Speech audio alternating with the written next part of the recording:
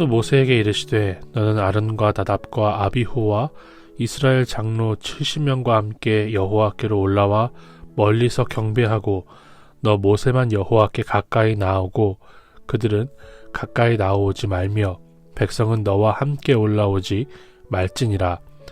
모세가 와서 여호와의 모든 말씀과 그의 모든 율례를 백성에게 전하매 그들이 한 소리로 응답하여 이르되 여호와께서 말씀하신 모든 것을 우리가 준행하리이다.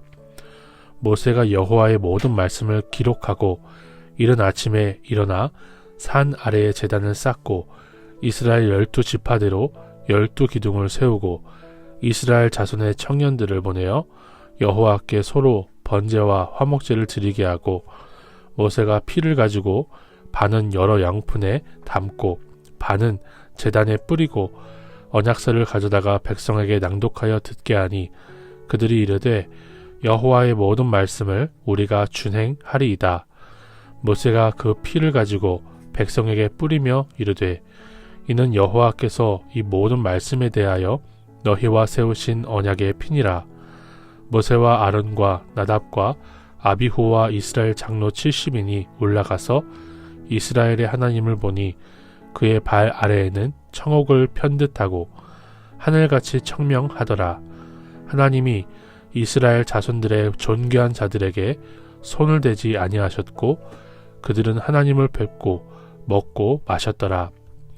여호와께서 모세에게 이르시되 너는 산에 올라 내게로 와서 거기 있으라.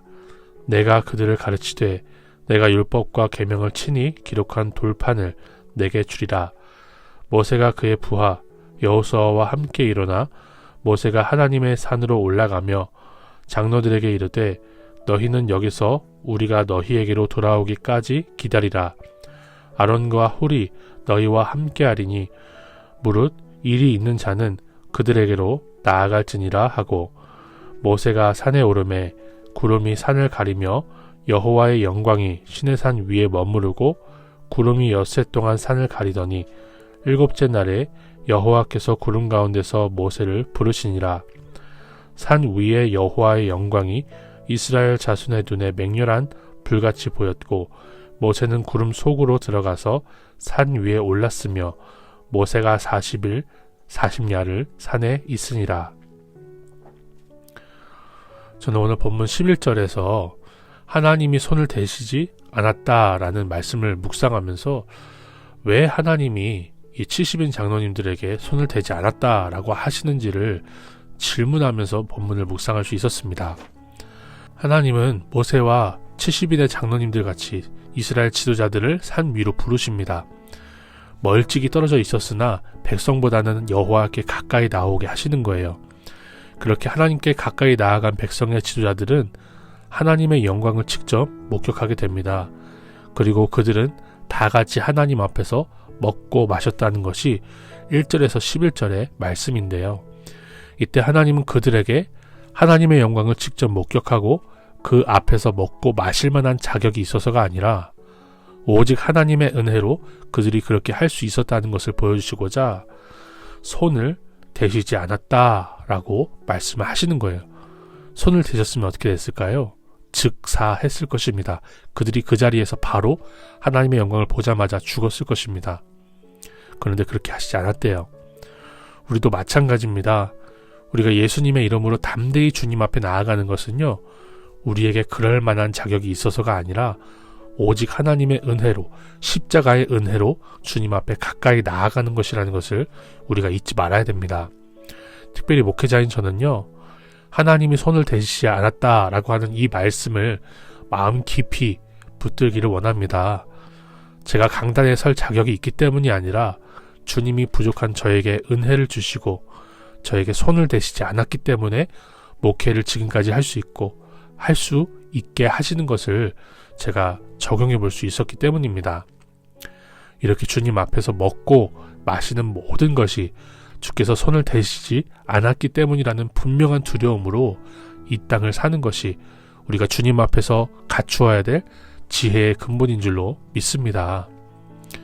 또 저는 주님의 말씀을 돌판이 아니라 성령으로 마음판에 두는 것이 은혜라는 생각을 해보았어요. 12절부터 18절에는 하나님의 영광을 직접 보았던 이스라엘 지도자들이 내려갑니다. 모세만 산 위에 더 올라가서 하나님이 만들어주시는 돌판을 받는 그 모습을 보여주는데요. 이렇게 분명히 70인의 장로님들이 다 하나님의 영광을 직접 보았는데 모세가 시내산 위에 있는 40일 동안 황금 송아지를 백성들이 만드는 것을 막지 못합니다. 심지어 아론은 자기가 주도하여서 황금 송아지를 만들기까지 하죠. 주님의 말씀을 직접 들었고 주의 영광을 보았음에도 그렇게 합니다. 이렇게 하나님의 임재를 보고 그의 음성을 듣고도 말씀이 마음판에 있지 않으니까 바로 넘어지는 것을 볼 수가 있어요. 하나님의 말씀이 성경 어플이나 성경 책에만 있고 내 마음에 없을 때에는요, 우리도 놀라운 하나님의 은혜를 경험하고도 바로 넘어질 수밖에 없습니다. 그러니까 매일 성령에 의지하여 성경 말씀을 내 마음에 새기고 하나님의 말씀대로 사는 적용을 해나가는 것이, 그것이 우리가 넘어지지 않고 주님 앞에 사는 방법이라는 것을 생각해 볼 수 있죠. 저는 신학교 시절에 좋은 자료를 모으는 것에 혈안이 돼 있었습니다. 그래서 좋은 자료를 모으고 정리하는 것에 정말 많은 시간과 노력을 투자했어요. 돈도 있었다면 돈도 투자했을 거예요. 도서관에 가서 온갖 주석들을 뒤져보고요. 유명한 신학자들의 책을 읽느라 정말 바쁜 시간을 보냈습니다. 하지만 저는 비교적 신학 지식이 없었던 고등학교 때 매일 큐티하고 성경을 읽었을 때보다 더 은혜로운 생활을 하지 못했던 저를 발견할 수 있었어요. 그렇게 성경에 대한 지식을 많이 갖추었음에도 불구하고 하나님의 말씀을 한 절 붙들고 매일마다 울며 기도했을 때보다 더 풍성한 은혜의 삶을 살지 못했습니다. 그래서 저는 성경에 대해서 고급 정보를 많이 가지고 있는 것이 중요한 것이 아니라 매일 하나님의 말씀을 붙들고 마음에 새기며 사는 것이 더 중요한 일이라는 것을 고백합니다. 주님에 대한 지식을 가지고 있는 것에 만족하지 않고 성령에 의지하여 매일 주의 말씀을 마음에 새기는 큐티하는 남자의 인생이 되기를 적용해 봅니다. 하나님 아버지, 우리에게 하나님을 만날 만한 자격이 있어서 주님이 만나주신 것이 아니라 오직 십자가의 은혜로 우리를 만나주시는 것을 믿습니다. 감사드립니다. 우리가 매 순간 주님의 손을 의식하고 주님 앞에 두려움으로 깨어있는 삶을 살게 하옵소서. 성령님의 도우심으로 주님의 말씀을 마음판에 매일 새기며 적용하는 삶을 살게 하옵소서. 우리가 그러한 복을 누리게 하실 줄 믿사오며 예수님의 이름으로 기도드립니다. 아멘.